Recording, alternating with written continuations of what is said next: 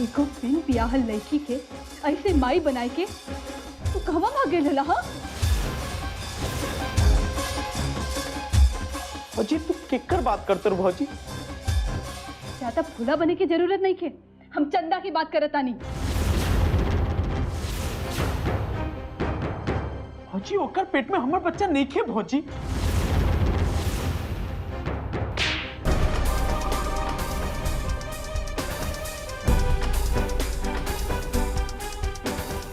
एक तो पाप कर ले बाड़ा और ऊपर से बेलन की तरह इनकारो करत बाड़ा। भौजी तू हमरा के बहुत दुख देला बबुआ। ओकरा संगे तू जौन अन्याय केला हम कभो क्षमा ना करब। भौजी तारा हमरा पे विश्वास नहीं के भौजी, तारा अपने बेटा पे विश्वास नहीं के भौजी। वो लड़की हमार सौतन जरूर बाड़ी, बाकी हम ये कैसे भूल जाए कि सबसे पहले वो एगो औरत बाड़ी। तू जौन कैला वो बेलज रहल, घटिया रहल।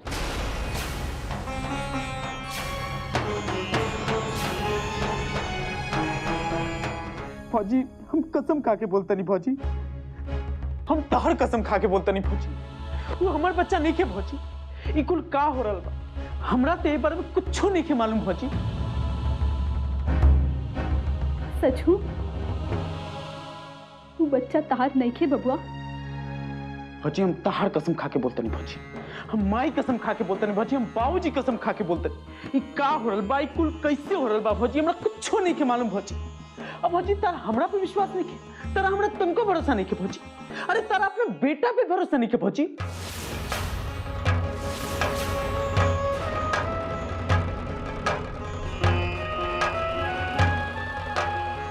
एकर मतलब बा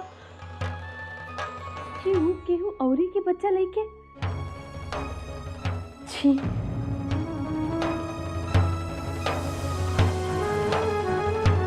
हे भगवान, कैसन लड़की बाड़ी। भौजी ये बात सोच के तो हम परेशान बनी कि हमरा ऐसे लड़की से प्यार भइल। पता ना चंदा के दिमाग में का चल रहा बा भौजी। हम का करी का ना करी हमरा कुछ नहीं के बुझात भौजी। बाकी हमरा के कुछ कुछ बुझा रहल बा। का भौजी? हमार गोद भराई में जब वो आयल रहल तो ठाकुर साहब पर एक डोरा डालत रहल।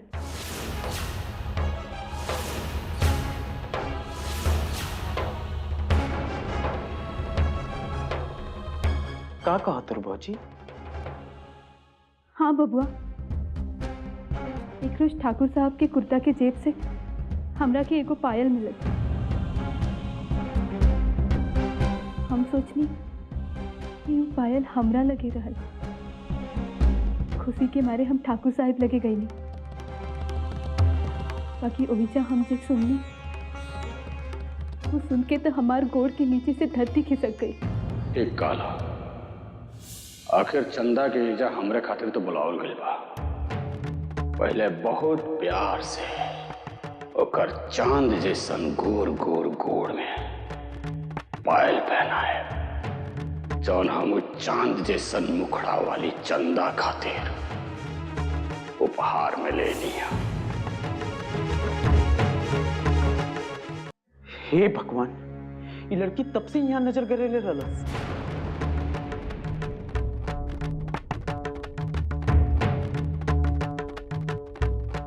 हाँ बबुआ, हमरा जैसे ही मालूम भइल कि गोद भराई में चंदा कोनो काम खातिर ना ठाकुर साहिब परी डोरा डाले खातिर आइल बाड़ी, तो हमरा बहुत चिंता और घबराहट हो गई।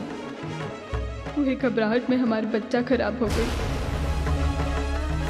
ओकरा बाद हमार बहुत बुरा हाल हो गई। हमरा लागे लागल कि हमें अपन हवेली के बारिश के गिरा दें।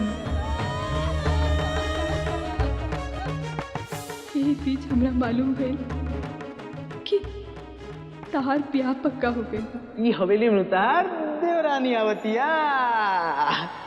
हमरा बहुत खुशी भइल सुन के।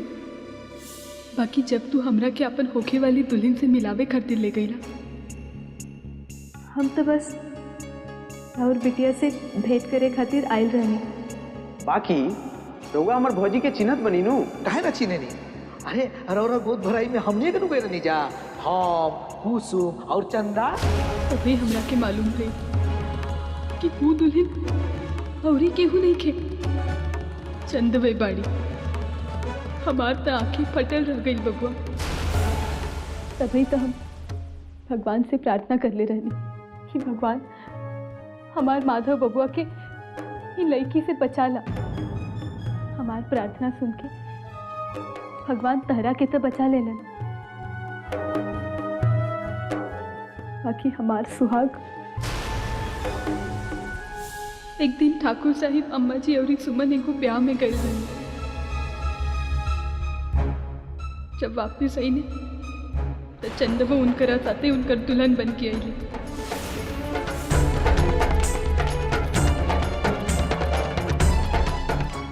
भौजी तो तू वक्त हमरा काहे ना बतैलू भौजी?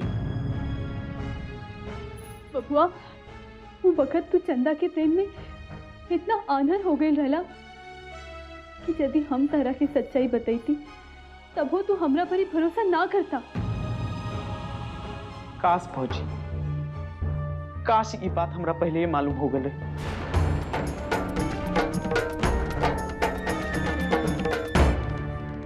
हम एक काल है कि बैठ गई नहीं। अब भैया तो तू अला और ये हम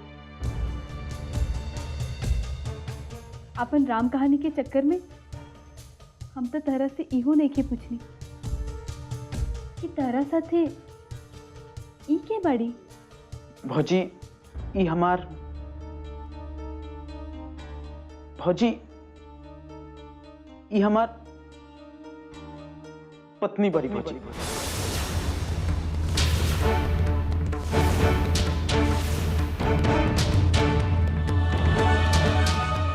पत्नी? हाँ भौजी, हमार बियाह हो गल बा भौजी। बुआ तहार ब्याह हो गई? हाँ भौजी, भौजी ये बियाह इतना हापा तापी में भल की हमार कितना अरमान रहल कि हम अपन देवरानी के अपन हाथ से डोली से उतारब। ये बियाह हमार मर्जी से नहीं के भइल भौजी।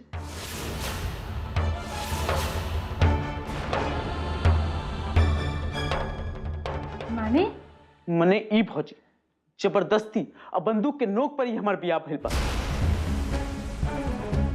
बंदूक के नोक पे? बबुआ शादी ब्याह बंदूक के नोक पे होला? भौजी दुनिया वैसे नहीं के भौजी जैसे हम इसन समझे।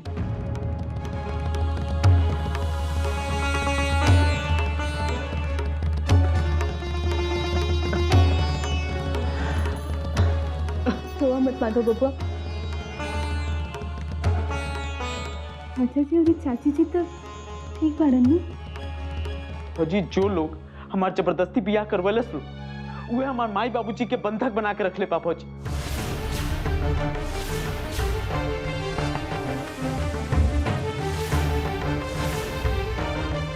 का? काहे?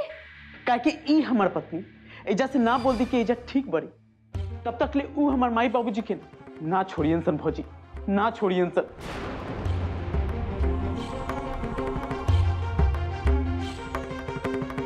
तहार किस्मत बहुत अच्छा बा दुल्हन कि तहरा के माधव बबुआ जैसन पति मिलल।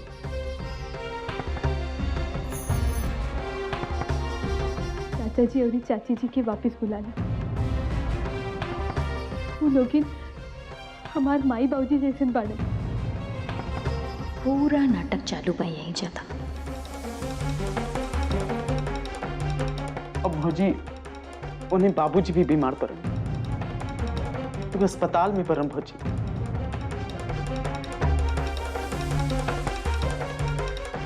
हे भगवान अच्छा करिए भगवान। बबुआ,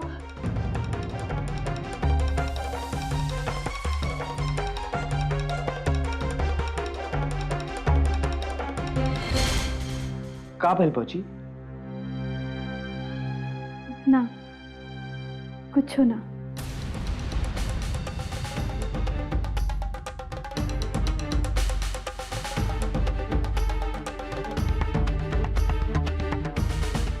माधव भैया और छुटके ठकुराइन के बड़के ठकुराइन बुलावत बाड़ी।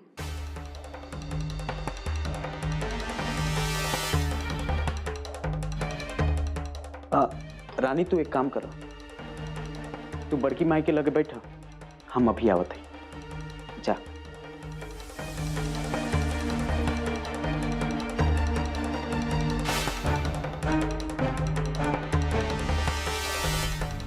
बोलो भौजी, तू का बोलो तरलू?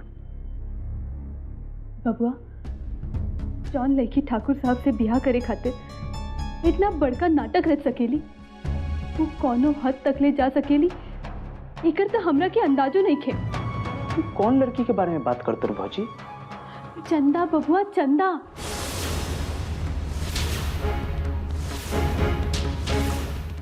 जौन लड़की ठाकुर साहब से ब्याह करे खातिर इतना बड़का नाटक रच सकेली, वो कौनो हद तक ले जा सकेली, एकर तो हमरा के अंदाजो नहीं खे। तू कौन लड़की के बारे में बात करते हो भौजी? चंदा बबुआ, चंदा।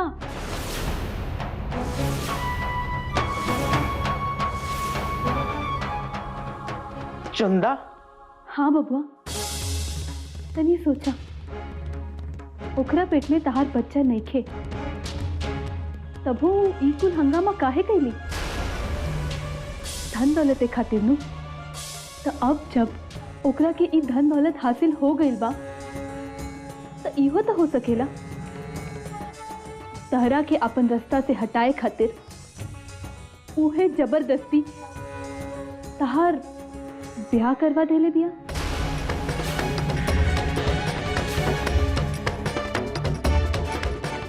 एकरा के अपन बदनामी के चिंता नहीं खे, ना जाने केकर बच्चा अपन पेट में लेके घूमत रहली। वो तो कुछो कर सकेली बबुआ, कौना हद तक ले जा सकेली। हमार बात माना बबुआ, हमरा तो लागता कि चाचा जी और चाची जी के उहे बंधक बनवले होखी।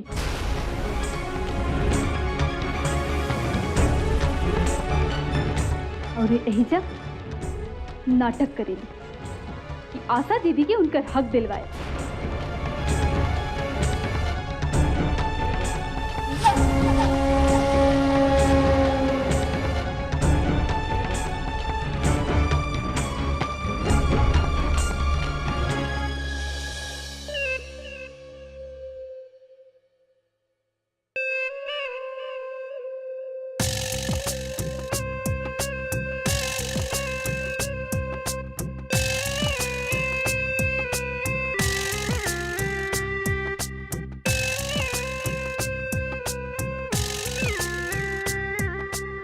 माई, माई,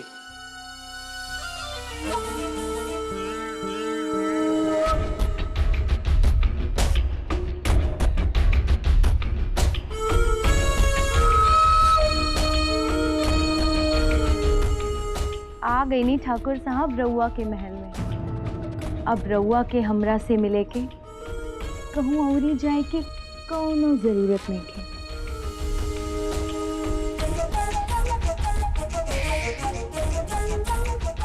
अब वही तारा के हमरा से ढेर बोले के ना चाहिए, बुझाइल? समझ गई नी ठाकुर साहब।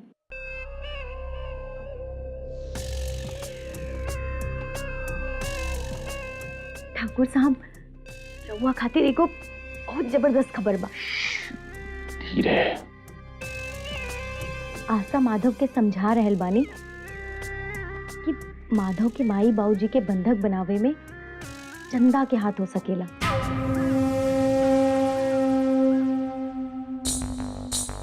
अरे वाह, ये तो कमाल हो गए। कहने की आसवा ई कहानी में एगो नया मोड़ पैदा कर देलास। बढ़िया, बहुत बढ़िया। छुटके दुल्हन, ए छुट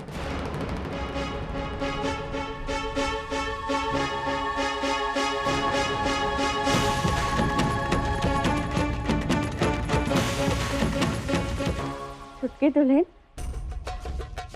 तोरा के हम यहाँ बुलवाइनी कि तू तनी आराम कर ला, थक गइल होगबू। अरे तू निर्भय एजा का करत बड़ा? अब माई, हम तोहरे से मिले खातिर आए नहीं हो। तारा से कोई जरूरी बात करे के बा। कहा?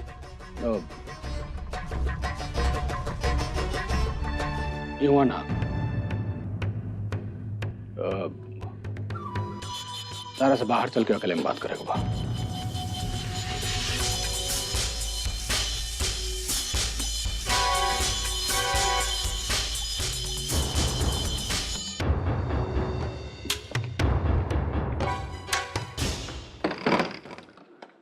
बोला। माई, हमनी के माधव के कान में ये बात भरे के हुई कि उनकर बियाह और ओकरा माई बाबूजी के बंधक बनावे में चंदा के हाथ बा।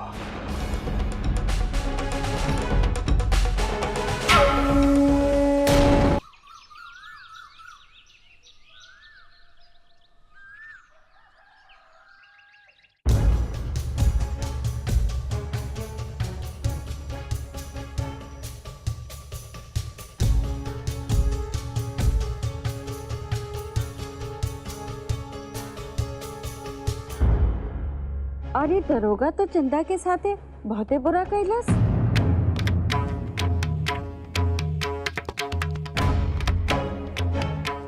पहले तो चंदा के घर के जला दिलस, ओकरे बाद जब राम खिलावन और कुसुम एजा आके रहे लगलन तब वो ओकरा के चैन ना पड़ल, राम खिलावन के अपहरण कर लेलस।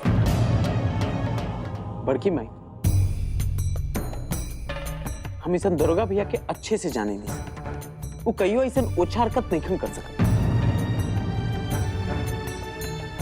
और वैसे भी जो दूसरा के घर जलावेला ओकर घर के जलाई का बड़की माई?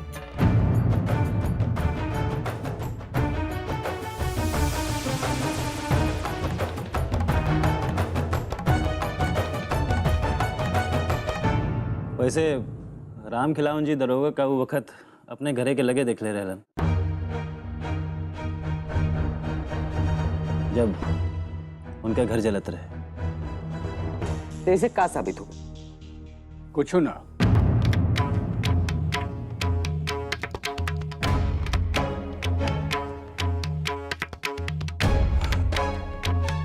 कुछ साबित ना बोल माधव, बल्कि हमरा के वो बात बताओ कि जे समय चंदा के घर जल के राख होत रहे उस समय वह दरोगा का करत रहे। तब भैया रास्ता पर ही हर रागीर पर शक होके के चाहिए, क्या कि वो वक्त कोई ना कोई तो गुजरते हुए नु का बड़की माई? हम सही कहते नहीं नु?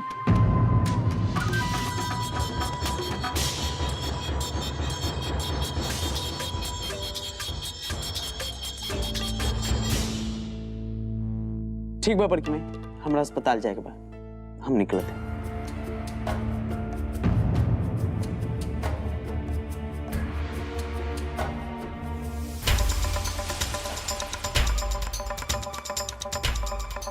बढ़िया, बहुत बढ़िया। अब माधव भी ताबड़तोड़ जवाब दे रहल बा चंदवा के। अब ढेर आशा दीदी ना करियानी।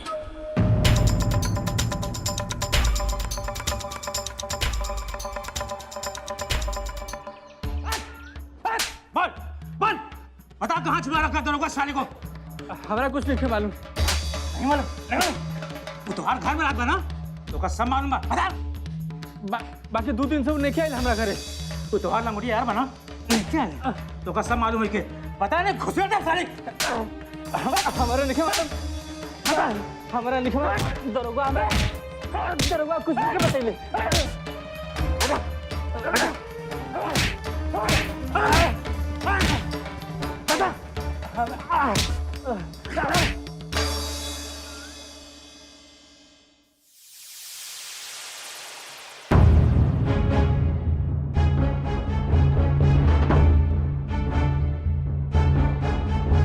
अरे इजा तक केहू नहीं के बाकी हमार माई बाबूजी कहाँ गए? नर्स नर्स नर्स का भाई? एजा हमार माई बाबूजी रहल, हमार माई बाबूजी कहाँ गए? इनकरा तो कुछ लोग कल रात ही आके ले गए। लेकिन कहाँ? हमरा का मालूम। बबुआ जौन लड़की ठाकुर साहब से ब्याह करे खातिर इतना बड़का नाटक रच सकेली, वो कौनो हद तक ले जा सकेली, इकर तो हमरा के अंदाजो नहीं खे। तू कौन लड़की के बारे में बात करते हो बाजी? चंदा बबुआ, चंदा। वो तो कुछ कर सकेली बबुआ, कौना हद तक ले जा सकेली। हमार बात माना बबुआ, हमरा तो लागता कि चाचा जी और चाची जी की उहे बंधक बनवले होती। चंदा हमारा साथ खेल रस्ते के दिया। रहुबा कुछ कहलन का?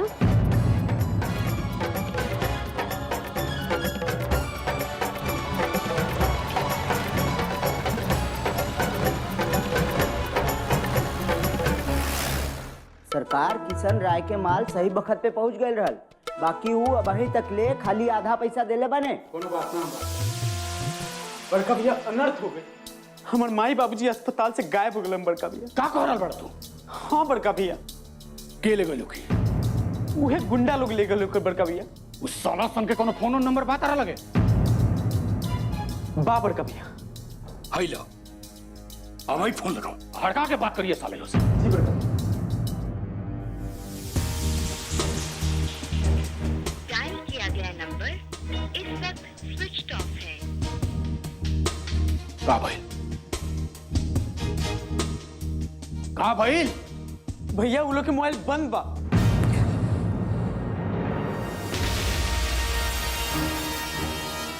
घनश्याम जी तू अभी जाए जैसे। अभी हमने के दोनों भाई बहुत परेशान बनी जा।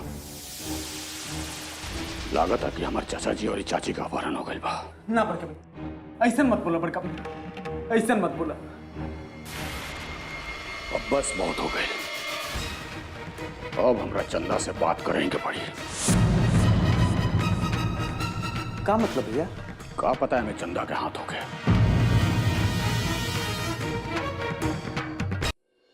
अब बस बहुत हो गई, अब हमरा चंदा से बात करेंगे पड़ी। का मतलब भैया? का पता है मैं चंदा के हाथ हो गए। याद कराओ माधव, तू शुरू से देखा था तारा समझ में आई। पहले तारा के साथे प्यार के नौटंकी कैलस, ओकरा बाद तारा के प्यार में धोखा देके हमरा से बियाह,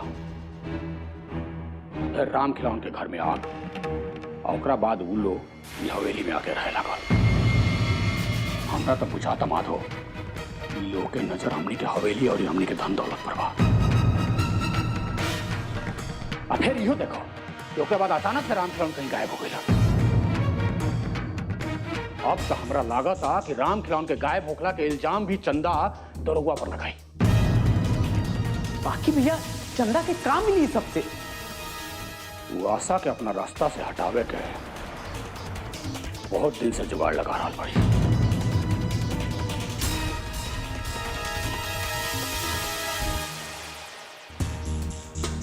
चंदा ऐसा कर सकेली? वो कुछ कर सकेले, बहुत घाघ औरत भी हो। हम अभी ओकरा से जाके पूछे थे। एक मिनट रुका माधव, ढेर जल्दबाजी कैला से कुछ ना होगी। और ओकरा से कुछ पूछे से पहले कुछ सबूत चाहिए नू। और ऐसे केहू से कुछ बात करे से कोनो फायदा नहीं है। और अपना मुंह से थोड़े कबूल करी कि ये सब कुल में ओकर हाथ बा। अब एक ही को रास्ता बा, तू अपन आंख और कान हमेशा खुला रखा, और जैसे तराई लागे कि सब कुल में चंदवा के हाथ बा, धर से पकड़ लिया ओकरा के।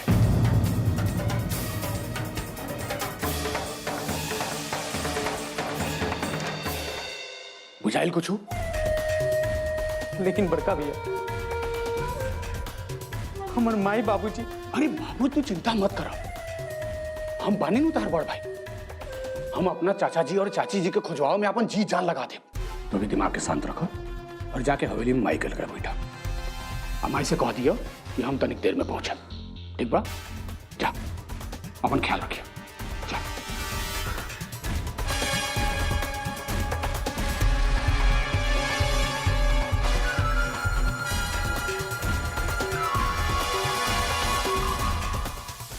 आवा घनश्याम बाबू, हमरा पूज्य चाचा जी और चाची जी के कहवा रखोला?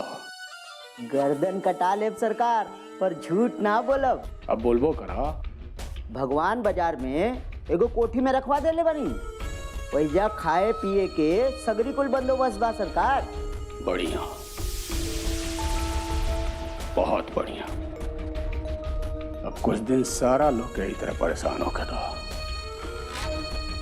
तब आई हूँ पहाड़ के नीचे और तबे न भाई असली खेल के मजा।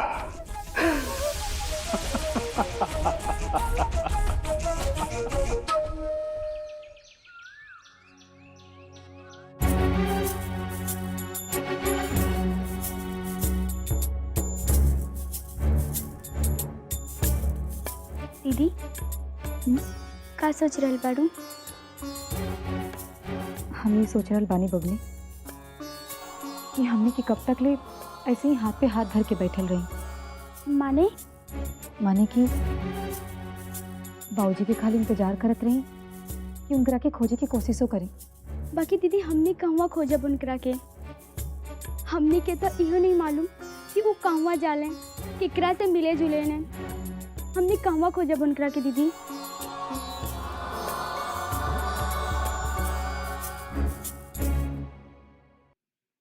बबनी, हमने के ठाकुर साहब से बात करे के हुए। अब वही कुछ सोच के करियन।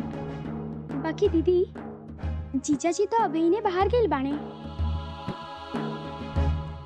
ऑफिस गेल बाने नु। चल ओइजा चल के उनकरा से बात करब सब। ठीक बा दीदी।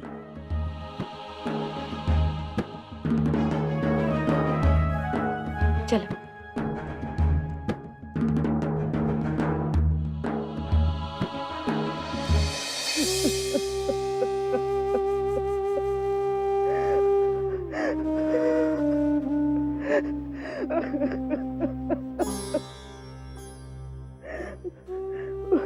बड़की माई, पता ना हमार माई बाबूजी कौन हाल में होगी। बड़की माई कौन हाल में होगी?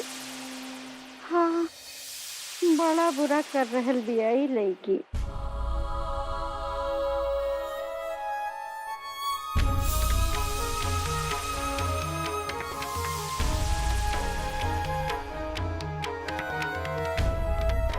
कौन लड़की बड़की माई? ना रहे दा, वैसे ये केहू के बारे में ऐसन बात ना करल जाला।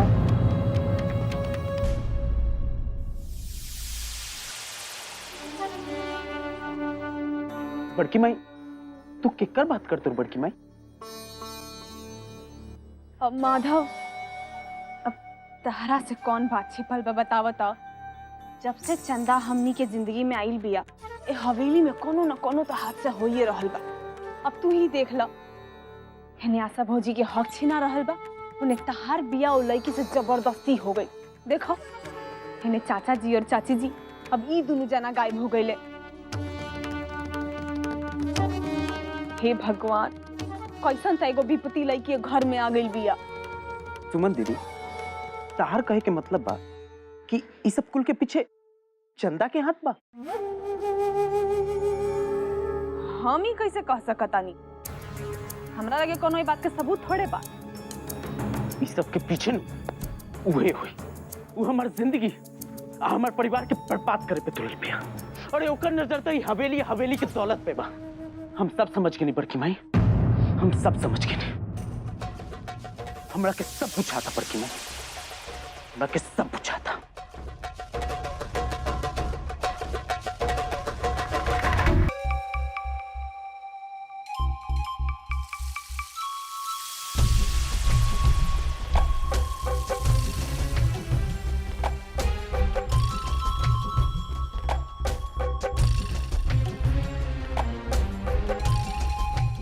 अरे चंदा तू एजा?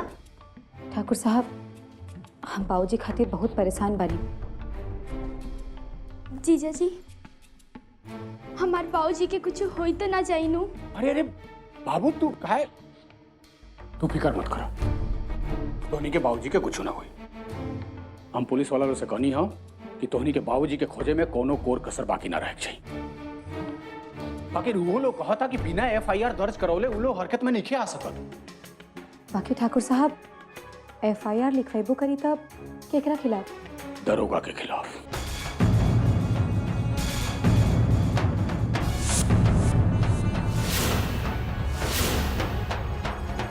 ना ना ठाकुर साहब, दरोगा भैया ऐसन काम ना करिहन। वो कर सकेला, वो काहे ना कर सकी? तो जानते कि वो हर बात पे गुस्सा आवेला, तनिक तनिक बात पे भड़क जाला, और उहे गुस्सा में आके वो तोहनी के घर चला दलस, और उहे गुस्सा में आके वो राम खिलावन जी के उठवा भी सकेला। अरे चंदा तहार बाबूजी राम खिलावन जी ओकरा खिलाफ FIR लिखवले रहलन, तो वो बदला में आके राम खिलावन जी के किडनैप ना करा सकी? एमे कौन बड़का बात बा?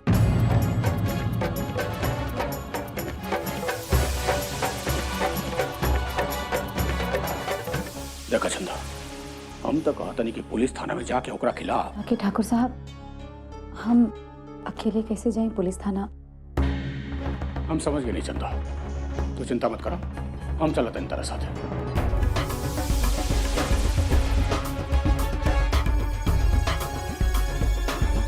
चलो चलो बाबू।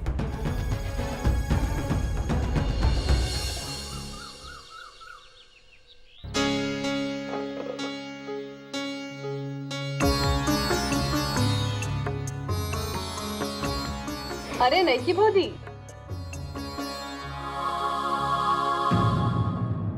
आव बैठ के तनी खाना खा लो।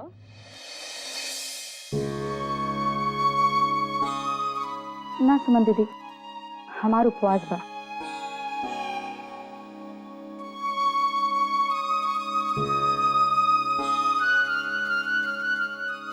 कौन बात के? हम कसम खाइले बानी कि जब तकले हमारे बाबूजी ना मिली हन तब तक हम अन्न जल ग्रहण ना करब।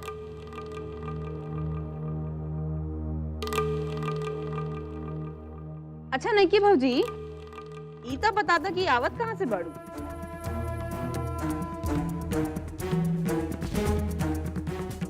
पुलिस थाना।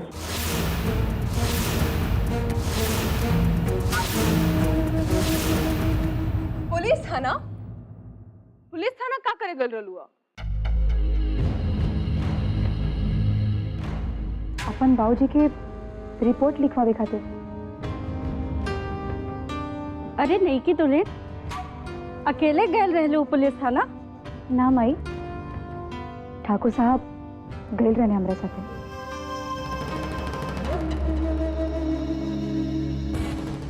अच्छा तो नहीं की भौजी गइल रलिए थाना रिपोर्ट लिखवावे। हाँ की भौजी, तक केकरा खिलाफ रिपोर्ट लिखवावले बड़ू? हमनी के खिलाफ? कैसन बात करे तानी दीदी?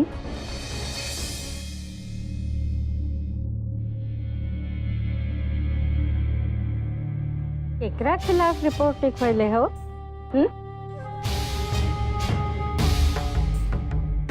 बोला ना नहीं की दुल्हन, केकरा खिलाफ लिखवाइलू?